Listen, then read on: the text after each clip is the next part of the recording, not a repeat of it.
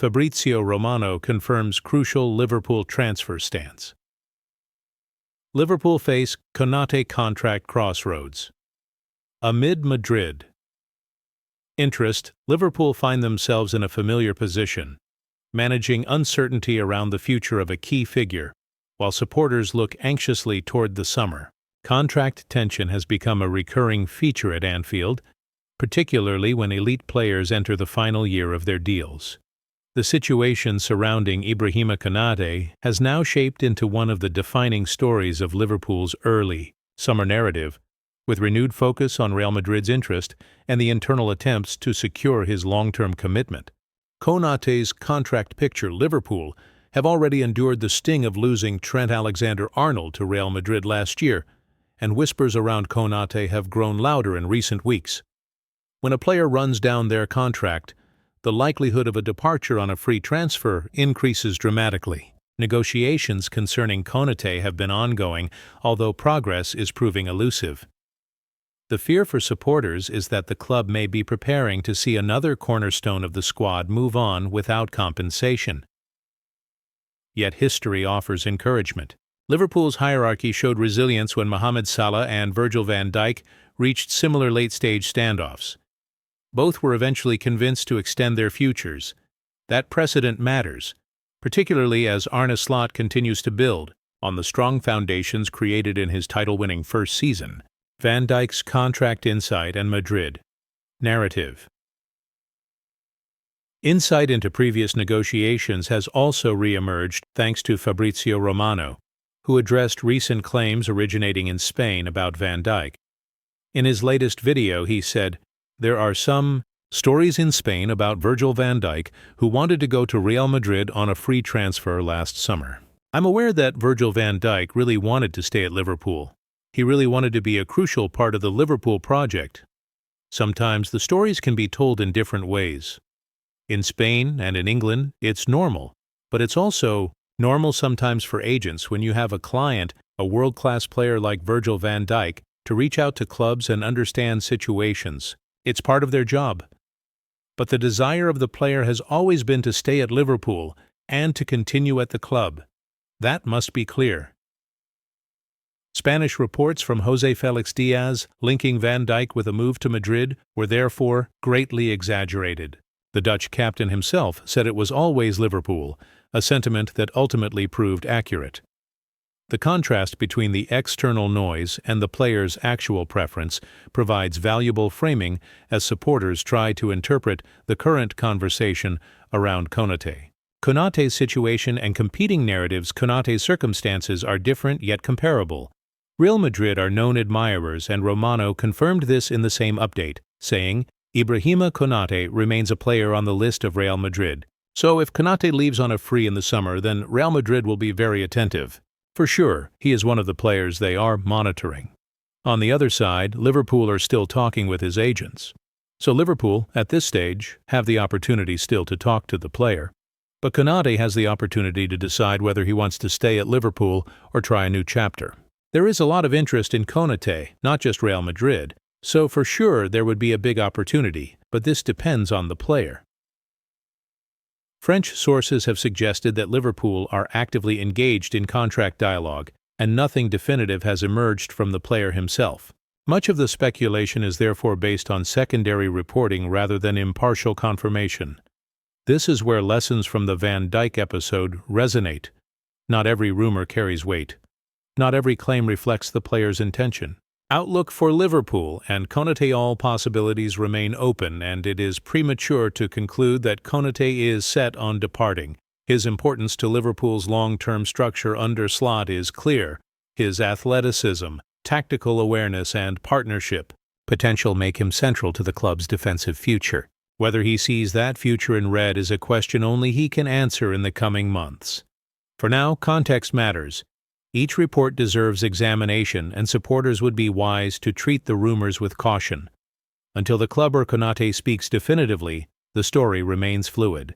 Champions League supercomputer predicts Liverpool's chances after Real Madrid win. Liverpool has been placed among the favorites to win this season's Champions League.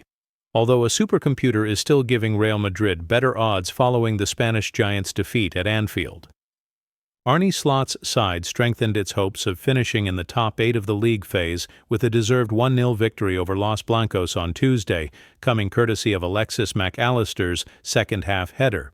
A top 8 finish would send Liverpool straight through to the last 16 of the competition and, theoretically, give it an advantage over the sides that would face a playoff first. Slot and his players will know that isn't necessarily the case, though, after last season.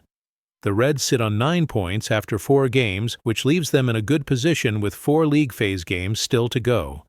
16 points was the total needed to secure a place in the top 8 last season, and with games against PSV Eindhoven, Inter Milan, Marseille, and Qarabag to go, they will feel confident about reaching that tally. And, according to ASOD's supercomputer Betsy, Liverpool has a good chance of adding a 7th European crown to its collection, having been ranked as the 4th favorite to win this season's competition.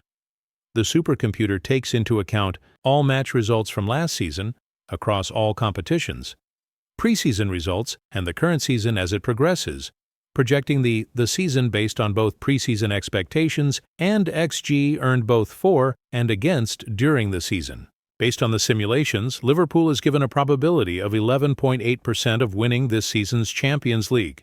The Reds are also given an 83.1% probability of finishing inside the top 8 of the league phase, with only 3 other teams given a higher figure.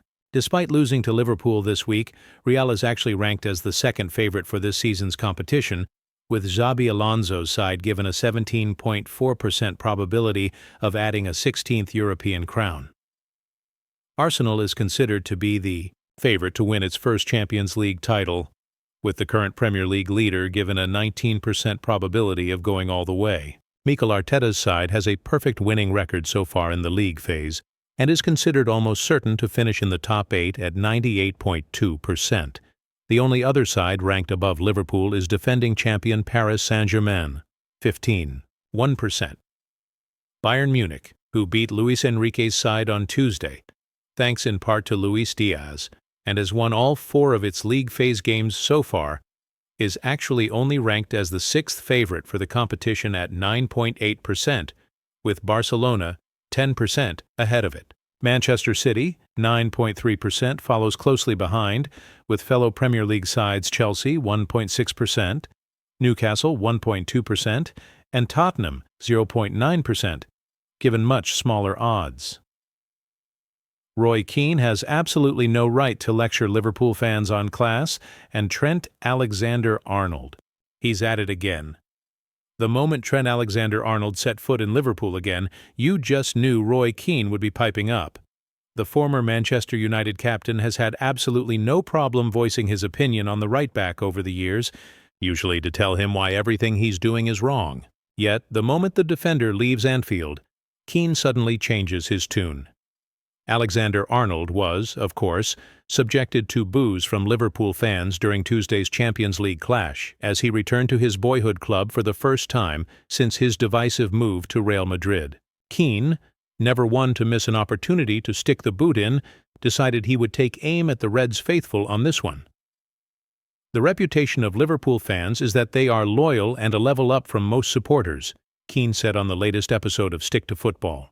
Whatever anyone else says, I think for any player to go back with the service he gave, his contract was up, to boo him.